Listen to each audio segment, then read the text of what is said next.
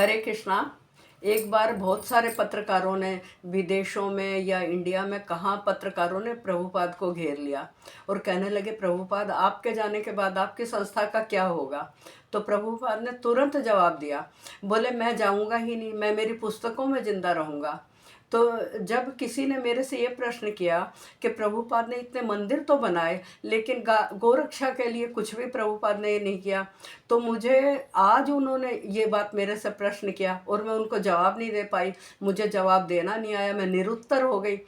जो मेरा नित्य का कर्म है उस क्रम में मैं अगले दिन सुबह जो नहा धोकर अपना प्रभुपाद के साहित्य का अध्ययन करती हूँ, तो उसमें मुझे अगले दिन ही जवाब मिल गया कि हमें अलग से गोरक्षा आंदोलन के लिए कुछ पुलिस के अश्रु गैस के गोले और पुलिस के डंडे और पुलिस की गोलियां खाने की ज़रूरत नहीं है। हमारा ये अनमोल शरीर इसलिए नहीं है कि हम आंदोलन करें, सड़कों पर चले, पुलिस को भी परेशान करें और हम भी अपना अनमोल जीवन बर्बाद करें।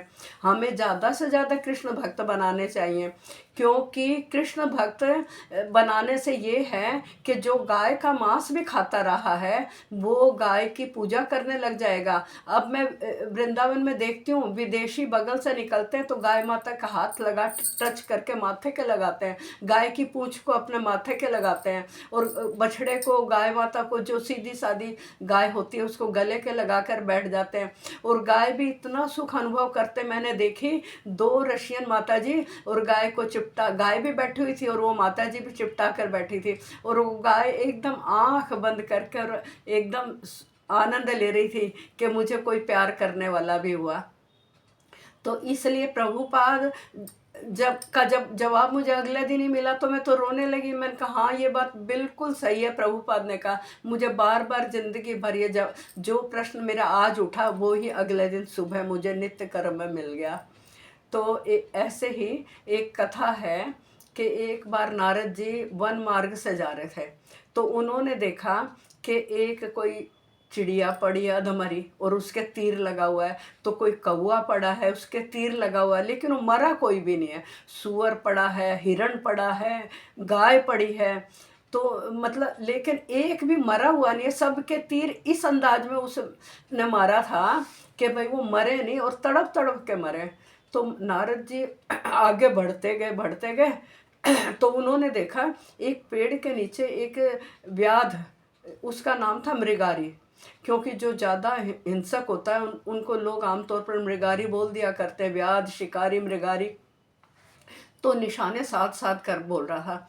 तो नारद जी उसके पास गए और जाकर कहने लगे कि तुम इनको अधमरा क्यों कर रहे हो। तो उस मृगारी ने तो कभी ज़िंदगी में अच्छे शब्द, विनम्र शब्द कभी ज़िंदगी में बोले ही नहीं थे। तो प्रभुपाद को गाली देकर बोलना चाह रहा था, लेकिन जैसे ही नारद जी को गाली देकर बोलना चाह रहा था तो जैसे ही नारद जी का स्वरूप देखा तो नारद जी को गाली देना तो बहुत दूर की बात रही। वो एकदम विनम्रता से कहता है, प्रभुपाद क्यों, ऐसा क्या है। तो बोले, मैं, नारद जी बोले, मैं ये चाहता हूँ कि तुम इनको पूरा मार दो, क्योंकि तुम अगर इन्हें पूरा मारोगे तो तुम्हें एक ही बाण से मार दोगे तो तुम्हें उतना घोर नरक नहीं मिलेगा जितना कि तुम अधमरा कर कर कर छोड़ते हो। तो बोले, तुम इन्हें अधमरा क्यों करके छोड़ते हो। तो बोला कि मेरे पिता भी ऐसे ही करते थे, मेरे दादा भी ऐसे ही करते थे, तो मुझे इनको तड़पते देखकर बड़ा सुख मिलता है। तो नारद जी बोले, लेकिन तुम ये तो सोचो कि तुम अपना तो सोचो। तो वो मृगारी कहता है कि नारद जी मैं तो नरक और स्वर्ग ये सब बातें जानता ही नहीं हूँ। तो नारद जी ने समझाया कि ऐसे ऐसे नरक होता है, ऐसे ऐसे स्वर्ग होता है। तो मृगारी तो कांप गया, क्योंकि एक शुद्ध भक्त के द्वारा ये बातें सुनने को मिली और शुद्ध भक्त के से वार्तालाप हुआ। तो उस मृगारी में तो एकदम से चेंज होना शुरू हो गया। तो मृगारी बोला कि तो फिर मैं ना मारूं तो मेरी जीविका कैसे चलेगी।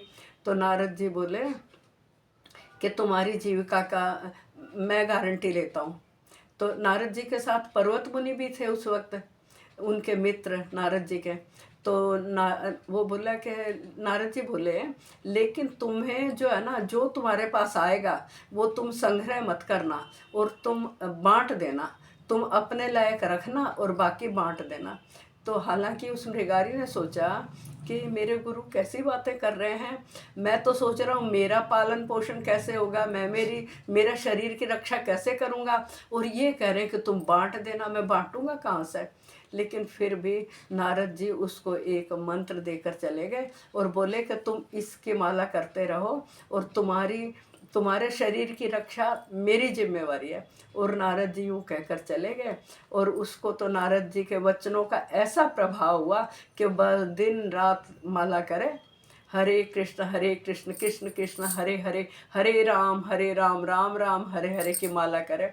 अब इधर आसपास के गांव में सब जगह शोर मच गया कि अरे वो मृगारी, अरे वो इतना बड़ा पापी साधु बन गया, साधु बन गया। सारे आसपास के गांव में घर घर में हल्ला मच गया। तो सब बोले जब साधु बन ही गया तो चलो उसके दर्शन करने चलते हैं। तो सब अपने अपने घरों से चलने लगे। लेकिन फिर सोचा कि जब साधु ही बन गया तो साधु की कुटिया पर तो खाली हाथ जाना नहीं चाहिए, तो कुछ लेकर जाएं। तो कोई आटा ला रहा है, कोई गाय का घी ला रहा है, कोई शक्कर ला रहा है, कोई वस्त्र ला रहा है, तरह तरह का सामान ला ला के, और उस मृगारी की झोपड़ी तो भर गई। अब लेकिन मृगारी को तो कोई वो नहीं, उसने तो अपने गुरु के वचनों पर पूरा विश्वास था, वो सामान को बांट देता था और अपने लायक रखता था। तो फिर 15-20 दिन हो गए, तब नारद जी बोले अपने मित्र पर्वत मुनि को, बोले कि चलो अपने नए शिष्य को के दर्शन करके आते हैं, देखते हैं उसके क्या हाल चाल है। तो दोनों चले। तो जब नारद जी और पर्वत मुनि उसकी कुटिया से थोड़ी सी दूर थे, तभी जो है ना वो मृगारी भागा, और भागते भागते अचानक उसे कुछ दिखाई दिया।